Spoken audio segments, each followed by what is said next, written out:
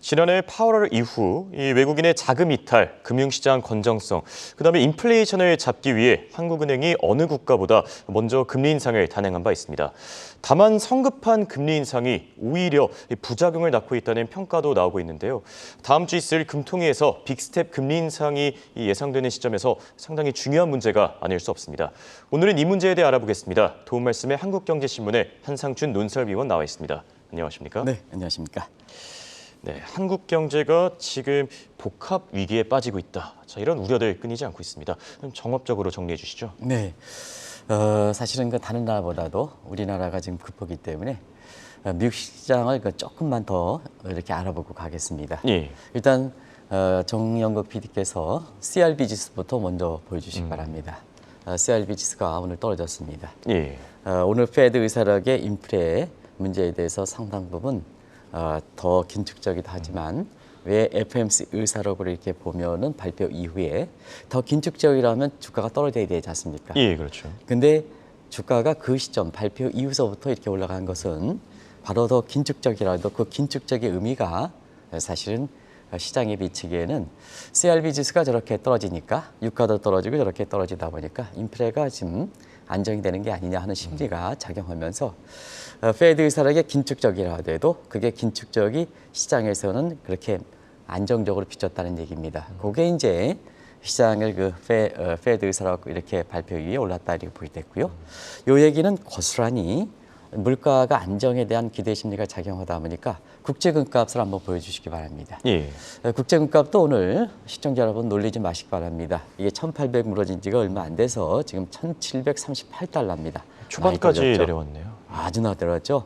아마 금 투자하시는 분은 굉장히 곤혹스러울 겁니다. 이것도 계속해서 지적했던 얘기고요. 그리고 어제 달러 인덱스가 올라간 대목에 대해서 달러 강세라 이렇게 표시하는 분이 있는데 그렇지는 않습니다. 유로화가 달러 인덱스의 58%를 차지하기 때문에 미국 경제 지금 어렵습니다. 어렵기 때문에 달러 강세라 표현하면 안 되고 유로 약세에 따른 이러한 달러 강세다 이렇게 보셔야 되지 않냐 생각하는데요. 예. 오늘 유로 환율을 한번 보겠습니다. 유로 환율 더 떨어졌을 겁니다. 그래서 유로당 1.02달러에서 1.01달러로 이렇게 떨어졌죠. 예. 01달러 때까지 돼서 거의 등가 수준. 이건 유로 환율이 떨어졌다는 것은 유로 가치가 그만큼 떨어졌다는 얘기입니다. 베이스 커런시가 유로기 때문에 사실 그런 측면에서는 달러 인덱스 오늘 107엔 갔는데요. 바로 유로화 약세 때문에 달러 강세다. 그래서 달러 강세라는 표현을 쓰면 안 된다는 걸 말씀드리는데요. 결과적으로 보면 시장에서 증시는 의미가 없고 최근에 그 안정자산이라 하는 금이라든가 그다음에 유로화가 약세를 보이는 것이 오늘 그 금융시장의 모습이다 이렇게 보겠습니다. 어쨌든 이렇게 오늘 시장에서 서로 엇갈린 얘기를 하다 보니까 예. 사실 그 의미를 좀 자세하게 좀 말씀을 드렸고요. 다른 시장 관계 없죠. 우리 시장이 난기를 보이죠. 제일 중요하죠. 예. 어제 그 금융시장을 이렇게 보면은 우리 시장 아주 난기를 보였을 겁니다. 일단 코스피 지수 외국 자본 이탈이 주도하면서 예. 2,300선마저 무너졌죠. 이게 1년 8개월 만에 이렇게 가장 낮은 수치로 2,300선 밑으로 떨어진 상황이고요. 원달러 환율도 리먼 사태 후 13년 만에 예. 1,300원이 뚫려서 1,306원으로 마감됐습니다. 그리고 이 잦은 한국은행의 바이백으로 인해서 채권 시장이 대혼란이 되는 상태가 지속되는 상황이거든요. 이게 금융시장 모습이다. 그러면 실물 경제는 어떨까 하는 것을 보겠습니다. 실물 경제는 사실상 스태그플레이션 국면이다 이렇게 보시면 되겠는데요. 예. 한 달 전에 한국은행에서 스태그플레이션 가능성이 적다 하더라도 시청자분은 같이 한번 판단해 보시겠습니다. 자, 6월 CPI 상승률 6%입니다. 23년 7개월 만에 최고치입니다. 그리고 2분기 성장률이 지금 추정은 0% 내지는 마이너스로 추락하는 게 아니냐. 그러면 2020년 2분기에 우리 성장률이 마이너스 추락한 이후에 2년 만에 또다시 마이너스 내지는 0%로 가장 낮은 수준이 될 겁니다. 그래서 한국은행이 한 달 전에 스태그플레이션 가능성이 적다. 이렇게 하지만 윤석열 대통령이와 현 정부에서는 복합위기다 하는 이런 표현이 있는데요. 지금 금융시장도 난기를 보이고 실물경제 사이드 저렇게 난기를 보이는 사실상 스태그플레이션이니까 전체적으로 금융과 실물 합쳐서 복합위기 국면이다. 또 오늘 한국경제신문에는 스태그플레이션이 부족해서 슬럼플레이션이다. 경제가 깊은 수렁에 슬럼프에 플러스 인플레이션이다 하는 슬럼플레이션까지 용어까지 나오고 있는데요. 우리 한국경제신문의 최근에 이끌어 가시는 정종태 편집국장께서는 굉장히 경제 마인드가 굉장히 되고 업계에선 예. 굉장히 공정하고 신사적인 분인데요.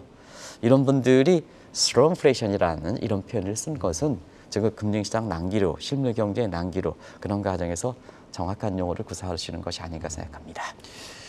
슬럼프플레이션, 그만큼 경기 상황이 안 좋다는 뜻인데 한국은행이 금리 인상을 단행한 지 어느덧 1년이 다 돼갑니다. 사실 그 당시에 금리를 올린 이유가 있지 않았습니까? 네, 사실은 이제 작년에 8월부터 금리를 올려 나갔으니까 우리가 보면 이제 금리 인상 정책에 대한 평가하는 시점이 됐죠. 예. 그런 과정에서 시청자 여러분 한번 보겠습니다. 작년 8월에 금리를 올리는 다른 단어보다 일찍 올렸죠. 예. 일찍 올리는 목적에 대해서 사실 그때 이런 얘기를 했습니다. 한미 간의 금리 역전에 대비해서 자금 이탈을 방지하겠다 하는 목적이 있죠. 그래서 우리가 금리를 올리겠다 하는, 그리고 가계부채를 축소하기 위해서 거시경제 금융시장의 안정성 목표를 달성하겠다 하는 이 측면도 이렇게 그때 당시에 금리를 올리는 목적이었습니다. 그리고 작년에 8월 달에 금리를 올린 데 있어서는 당시에는 물가 문제가 그렇게 고려하지 않았었거든요. 예. 사실은 작년 5월부터 금리를 댔는데 그때 금리를 올릴 때는 물가 안정을 기하겠다는 목적보다도 예, 그렇죠. 사실 다른 목적이 있었거든요. 근데 올해 들어서는 이제 우리도 물가가 아주 그냥 옐로핑으로 올라간, 지금 6% 23년 만에 올리니까 물가를 잡기 위해서 금리를 올리겠다 하는 이런 목적으로 지난 8월 이후에 줄기차게 금리를 올렸다 이렇게 보였습니다. 예. 결과적으로 보면 그때 당시에 한국경제 TV를 통해서도 경우에 따라서는 BOK 페일러, 예. 그다음에 그때 당시에 금통위 의장이 이재열 총재 계신데요.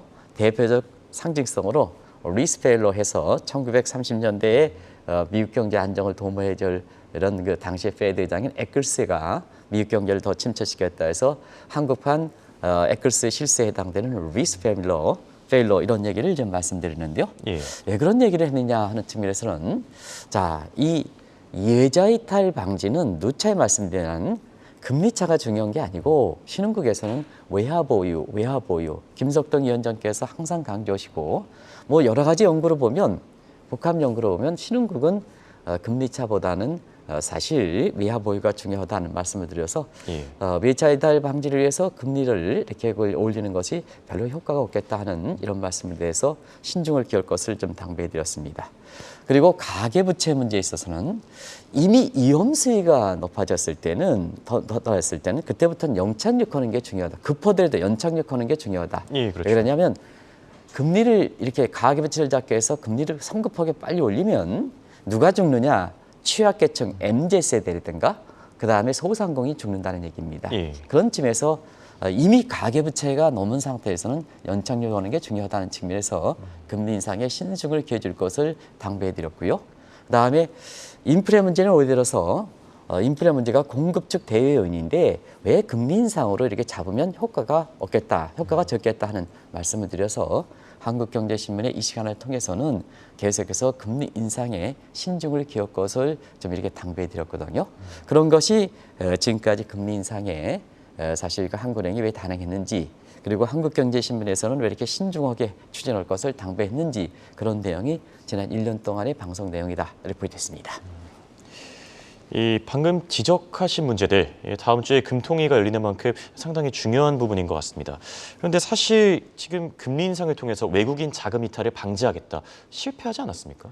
네, 실패했죠. 사실 왜 그러냐면 우리가 코로나 직후에 지금까지 외국 자본 보면 사실 73조 정도 나갔지 않습니까? 예. 그럼 어떤 분은 금리를 올렸기 때문에 이 정도는 나갔다 이렇게 얘기하는데요. 그렇지는 않습니다. 이렇게 보면 자, 올해 6월 달 페드가 금리를 올리기 직전까지만 하더라도 예. 한국의 금리가 계속해서 미국보다 높은 상태고 시장 금리는 미국보다 더 높았던 상황이거든요. 그래서 이것이 금리가 높은 상황에서도 계속해서 자금이 이탈했기 때문에 우리가 금리를 올려나갔기 때문에 외국 자본의 이탈 문제를 저렇게 줄일 수가 있었다 하는 73점은 엄파 올라갔죠. 예, 지금 이제 그렇죠. 금리가 똑같죠. 그래서 금리가 똑같죠. 저렇게 보면 우리가 이제 파란색 금리고요. 미국이 빨간색 금리 아니겠습니까? 예. 이렇게 보면 자, 코로나 직후에는 계속해서 외국 자본이 빠져나가는데요. 우리 기준금리가 미국보다 더 높았죠.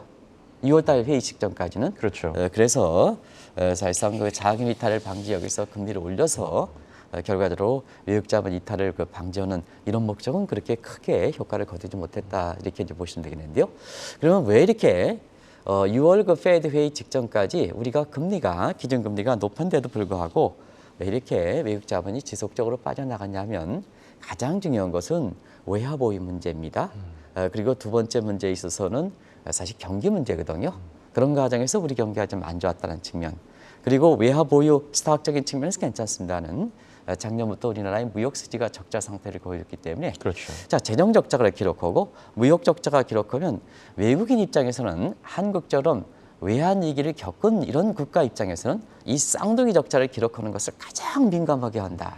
이 대목을 관리할 필요가 있다. 예. 근데 여전히 이전 정부라든가 이런 정부에서는 GDP 대비해서 국가 채무 비율이 낮기 때문에 더 쓰자. 뭐 이재명 후보 같은 경우는 더 쓰자 이렇게 이제 얘기했지 않습니까? 이런 것이 상당히 잘못되어 있다 하는 이런 점이 외국 자본 이탈시켰다 이렇게 보겠습니다.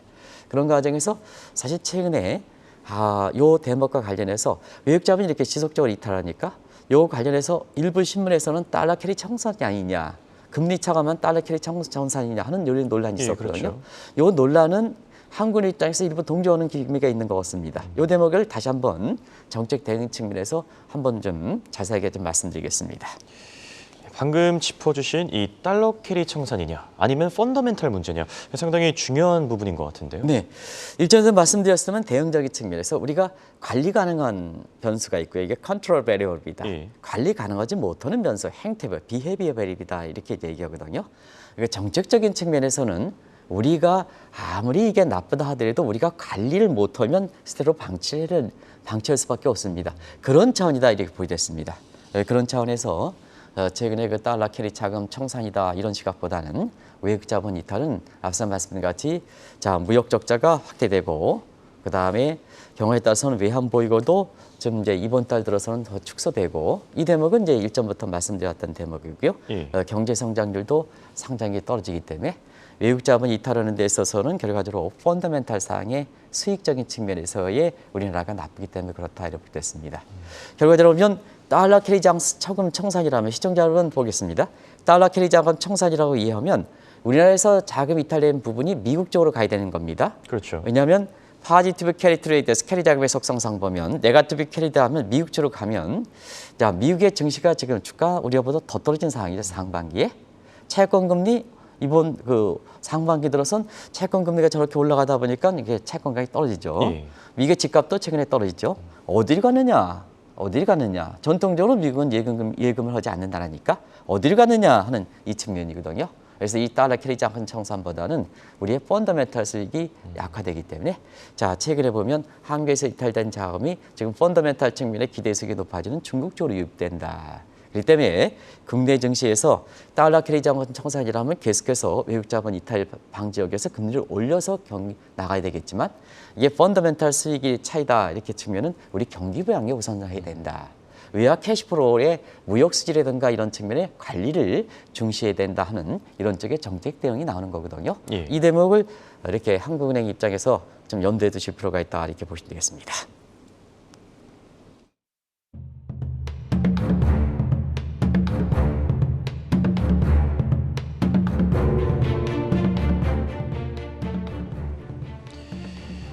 금리를 올려서 가계부채를 잡겠다. 이 보는 시각에 따라서 사실 다르게 평가될 것 같거든요. 네, 이 대목을 이렇게 제가 말씀드리면 MZ세대 소상공인들 지금 금리 인상 때문에 아주 그 지금 정말 힘들죠. 정말 네. 힘든데요. 방송에서 앞에 있는 책상을 치지 마시기 바랍니다. 왜 그러냐면 예. 작년에 금리를 올리겠다 하는 측면에서는 문재인 정부 때 가계부채를 이렇게 축소하겠다는 입장이 강했죠. 가계부채를 축소해야 한국은행 목표 중에 하나인 거시금융의 안정성을 기하겠다는 목적입니다. 그래서 작년에 계속해서 금리를 올린 측면이 MZ세대든가 소상공인의 상당 부분 부정적 시각 때문에 금리를 올릴 때마다 이 소리를 아마 시청자분도 계속해서 들으실 겁니다. 예. 금리를 올렸습니다. 그런데 이재열 총재라든가 한국금통위 의원이라든가 경우에 따라서 한국은행 임직원들이 저금리 금융이다. 금리를 올리지만 여전히 저금리 금융이다. 이렇게 이제 아마 홍익거도 기억이 나실 예, 겁니다. 그렇습니다. 그러면서 적당하게 테일러 준칙을 통해서 한국금융연구원에서 나온 거 보면 우리의 적정금리가 테일러 준칙을 통해서 2.25%다. 자, 그때 우리나라의 금리가 0.5에서 올려나갔거든요. 그러면 0.5에서 올리니까 0.75 이렇게 올리고 있습니다는 사실상 뭐냐, 지금의 1.75%에도 2.5%포인트는 더 올리겠다는 얘기거든요. 이런 측면을 강조했습니다. 근데 사실 가계부채를 실질적으로 잡았느냐, 시청자 여러분 같이 한번 평가를 해보겠습니다. 보는 시간에 따라서 엇갈리고 있는데요. 일단 가계부채에는 총량 규제가 있고요. 예. 질적 규제가 있거든요. 그걸 잘 따져보시기 바랍니다. 경기적인 측면에선 총량 규제가 중요하냐, 질적 규제가 더 중요합니다. 그런 측면을 한번 요거 문제를 보겠습니다. 일단 하는 입장에서는 금리 인상을 이렇게 하는 가계부채를 축소하는 목적이 어느 정도 효과를 달성했다. 이것도 총량은 늘어난 상태거든요. 그런데 가계부채 증가 속도는 둔화됐다. 예. 보기에 따라서는 뭐 그것도 사실 효과라고 볼 수가 있겠죠. 근데 그 대목에 있어서는 정책의 양면적 측면에서 질적 규제는 어떠냐 하면 사실은 기준금리를 올리면 있는 사람들은 돈 있는 사람들은 버팁니다. 건전성 측면에서는 그렇게 있는 사람들은 그렇게 훼손되지 않습니다. 근데 없는 세대를 MZ세대라든가 이런 사람들은 아주 꼭대기까지 차 있거든요. 그러면 기준금리 올려서 대천금리에 더 올라가면 은행 입장에선 자, 대선 충당을 더 해야 되거든요. 예. 그러다 보니까 뭐냐, MZ세대라든가 이런 사람들은 대출금리, 가상금리를 붙여서 더 올려버리거든요. 왜냐하면 부도 가능성이 높아지기 때문에. 그렇죠. 중소기업과 부도 가능성이 높아지기 때문에. 이런 사람들은 한국은행의 기준금리를 가계부채에다가 잡겠다 해가지고 뭐냐 올리면 은행 부분의 이기주의 합쳐서 가뜩이나 대출금리를 올리는데 MZ세대 소상공인은 더 이자 부담이 되니까 건전성이 흐트러져 가상금리 더 붙여. 이렇게 되는 거 아닙니까? 이런 게 더 붙이지 않습니까? 그렇죠. 그러다 보니까 이 사람들이 버티는 방법은 뭐냐? 일단은 제2금융권 사채시장의 몰아가 부도는 되지 않아야 되니까. 근데 그것도 안 돼. 그러다 보니까 뭐냐? 손드는 이런 디폴트 사항이 발생되는 거죠. 그런 측면이죠. 그런 과정이 있기 때문에 다른 측면을 보겠습니다. 이러다 보니까 총량 규제도 속도는 잡지만 질적 규제가 이렇게 실패하다 보니까 소득 불균형이 뭐냐? 있는 사람들은 금리를 올리면 그게 문제가 안 됩니다. 근데 없는 사람들은 자산도 하고 이자 부담되니까 소득이 더 떨어지거든요. 그러다 보니까 뭐냐? 소득 불균형이 더 심화되겠죠. 그리고 소득 불균형이 심한 상태 우리 국민들은 중산층이 무너져서 다 밑에 있는 사람이고 밑에 있는 사람이 사람 수가 많은 상태에서 이분들은 소득 대비해서 Y분의 C, 소비 소비량, 평균 소비 대상이라든가 한계 소비량이 높은 상태거든요. 그러면 시청자 여러분 보겠습니다. 인구가 많은 상태에서 자 소비 소비량이 높아 서메이션 토털이 우리 민간 소비에서 GDP에 차지하는 비중이 민간 소비가 70% 정도 차지하고 있는데요. 예. 저소득층 인구가 많은 상태에서 대부분 벌어들이면 쓰는 소비상이 높은 상태에서 소비가 줄어든다는 얘기거든요. 경기가 떨어지죠. 이런 정책적으로 부작용이 되기 때문에 자 이번에도 금리를 올리기 위해서 뭐냐 하면 또다시 0.75% 물가를 잡기 위해서 올려 그러다 보니까 MZ세대라든가 소상공인이 그냥 칠 수밖에 없죠. 오늘 치지 마시기 바랍니다. 예. 그런 상태죠. 그래서 아마 이 대목은 한국경제TV를 통해서 2018년 11월 달에도 당시의 실무 경제가 문제. 훌륭하신 김강도 교수님께도 경기 침체 우려된다. 이게 잡는지 중요한데 왜 부동산을 잡기 위해서 선무당인 김현미 시중 부동자금의 문제가 되는 게 나는 열심히 했는데 부동자금 때문에 그렇다. 금리 인상을 안 해줘서 그렇다. 금리 인상했습니다. 경기도 침체됐지 않습니까? 김강도 교수 것처럼. 이번에 똑같지 않습니까? 또 반복되는 2011년 금리 인상의 안목이 반복되기 때문에 지금 MZ세대라든가 소상공인은 한국에 쳐들어가자 이러지 않습니까? 이만큼 지금 심정이거든요. 그런 각도를 좀 잘 이어질 필요가 있지 않냐 생각합니다. 그만큼 역할이 중요하다는 문제인 것 같습니다. 그렇습니다. 그런데 스태그플레이션 가능성은 낮다고 하면서 지금 인플레이션만 잡기 위해서 지금 여러 가지 정책을 펼치는 게 사실 조금 문제가 될 수도 있지 않습니까? 네, 한 달 전까지만 해도 스태그플레이션 가능성이 적다고 얘기했죠. 부총재보가 나와가지고 가능성이 적다. 그러니까 그 대목은 어떻게 되느냐? 경기는 문제가 없다. 그러다 보니까 이제 물가가 되니까 물가를 잡기 위해서 앞으로 계속해서 금리를 올리겠다 하니까 MZ세대라든가 소상공인이 더 슬픈 현실이 발생하는 거죠.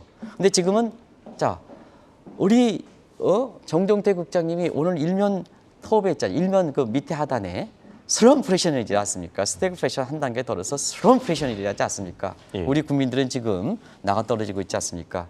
그래서 대외 예측기관들도 자 우리나라의 스태그플레이션 가능성이 이렇게 경고를 했었던 상태고요. 우리 국민이요 지금 스크루플레이션이라는 용어가 나오는 상태거든요. 예. 스크루플레이션 용어가 나오는 상태거든요. 여러 차례 언급해 주셨죠. 그렇죠. 쥐어짜도 안 되는 겁니다. 근데 무슨 뭐 스태그플레이션 가능성이 적습니까? 지금 물가만 잡겠습니까?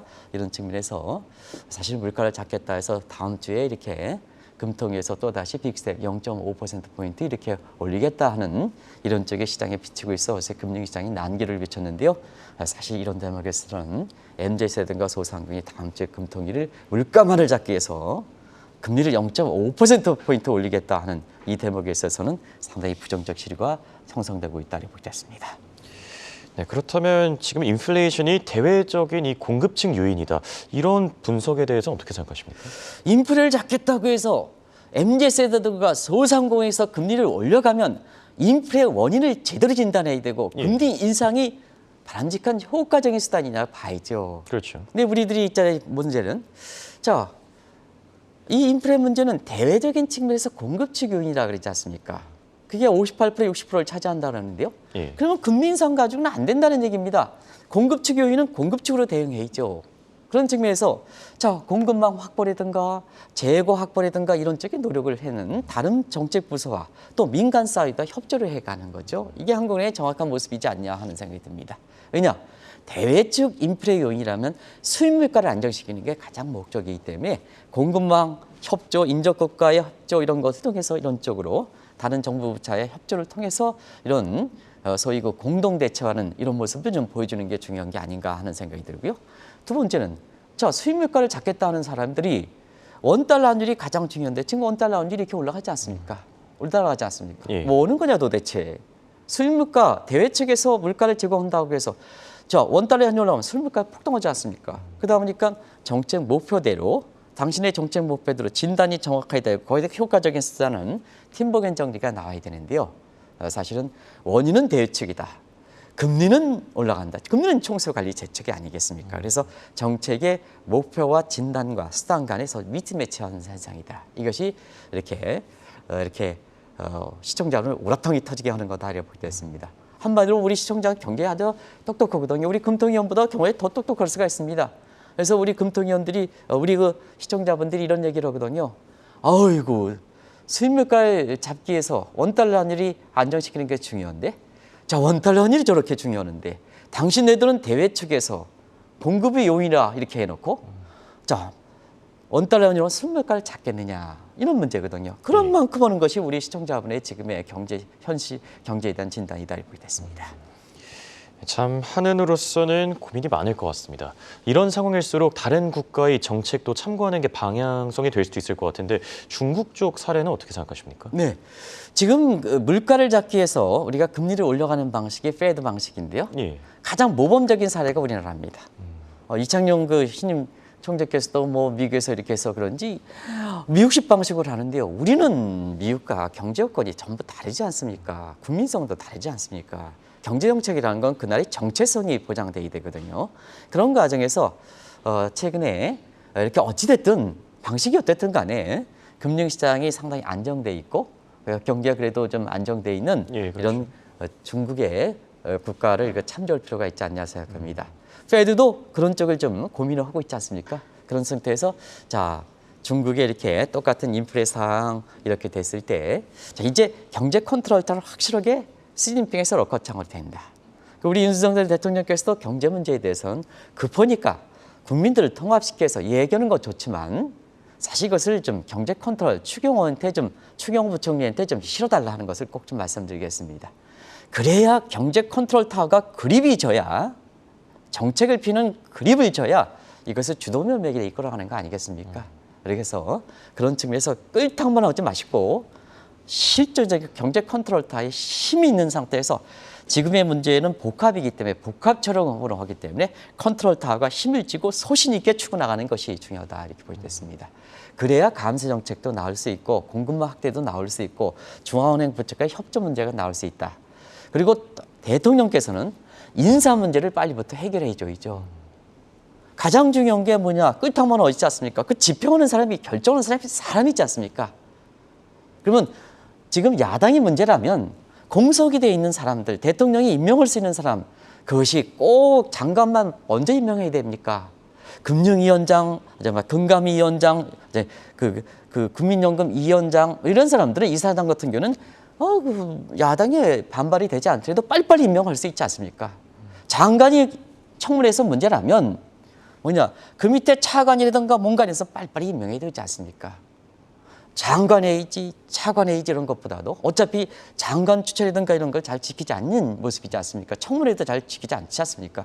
그래서 이런 분야에서는 대통령은 인사 문제를 하고 집행이라든가 결정하는 건 경제 컨트롤 따로 가고 그리고 야당의 문제가 아니라 지금 뭐냐 집행할 수 있는 야당에 이렇게 인사청문회가 없는 거는 빨리빨리 임명시켜주고 그래야지 사람이 있어야지 뭐 되는 거 아니겠습니까? 이런 쪽으로 가야 되는 게 아닌가 생각합니다. 네, 강력한 리더십과 이 그립 속의 통화정책 방향성 현명하게 생각해봐야 될 것 같습니다. 지금까지 도움 말씀에 한국경제신문의 한상춘 논설위원이었습니다. 감사합니다. 네, 고맙습니다.